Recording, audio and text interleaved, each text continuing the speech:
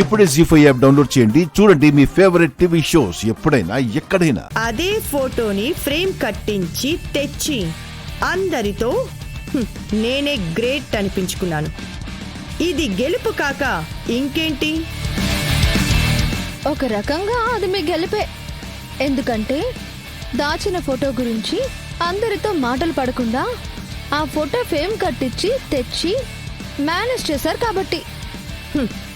నేనందరితో మాటలు పడలేదు, పైగా అందరూ నిన్నే తిట్టేలా చేశాను.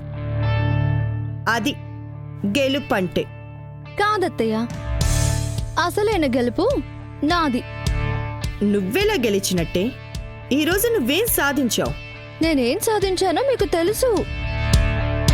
కాకపోతే గెలిచాననే భ్రమలో మీరు దాన్ని గుర్తించట్లేదు. ఏం సాధించావో చెప్పు. మా సుమతి అత్తమ్మ ఫోటోని. ఏంటి? అర్థం కాలేదా? మా సుమతి అత్తమ్మ ఫోటోని స్టోర్ రూమ్ లో పడేశారు. దాన్ని నేను హాల్లోకి తెచ్చిపెట్టాను.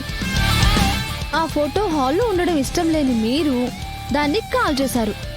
సుమతి అత్తమ్మ జ్ఞాపకం ఒక్కటి కూడా ఈ ఇంట్లో లేకుండా చేశారు. అలా ఎందుకు చేస్తాను? సరే, మీరు చేయలేదు, కానీ చేశారనే అనుమానం నాకు ఉండేది. నీ అనుమానంతో నాకు పని లేదు. కానీ సుమతి అత్తమ్మ ఫోటోతో నాకు పనుంది.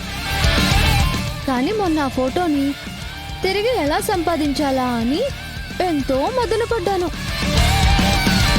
నా అదృష్టం బాగుండి ఈరోజు ఆ ఫోటో బయటపడింది. ఏ చేతులతో మీరు సుమతి అత్తమ్మ ఫోటోని కాల్ చేశారని అనుమానపడ్డానో, ఈరోజు అదే మీ చేతులతో సుమతి అత్తమ్మ కొత్త ఫోటో ఇంట్లో పెట్టించాను.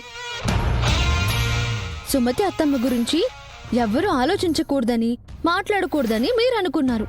కానీ మీరే ఆ ఫోటోను ఇంట్లో తెచ్చిపెట్టి ఇక నుంచి ఇంట్లో అందరూ ప్రతిరోజు ఆ ఫోటోని చూస్తూ సుమతి అత్తమ్మ గురించి ఆలోచిస్తూ మాట్లాడుకునేలా చేశారు. అలా కనుమరుగు కాబోతున్న సుమతి అత్తమ్మను అందరి హృదయాల్లో శాశ్వతంగా నిలిచిపోయేలా చేశారు.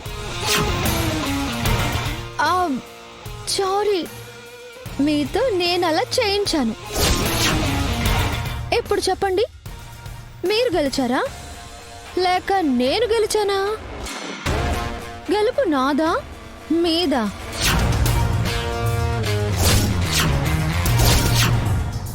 నేనేం సాధించానో ఇప్పుడు అర్థమైందా అత్త? నిజానికి నేను ఈరోజు మిమ్మల్ని అందరి ముందు ఇరికించాలి అనుకున్నాను.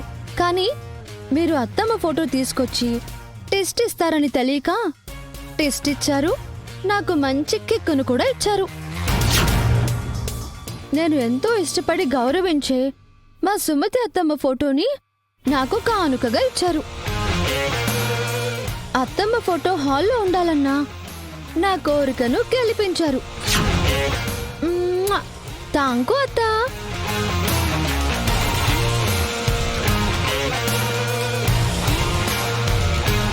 ఇందాకేమన్నారు?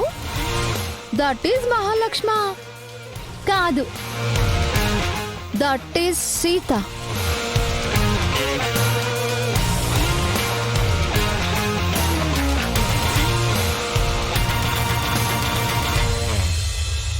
జీ5 యాప్ డౌన్లోడ్ చేసి అన్ని ఎపిసోడ్స్ పూర్తి ఉచితంగా చూడండి.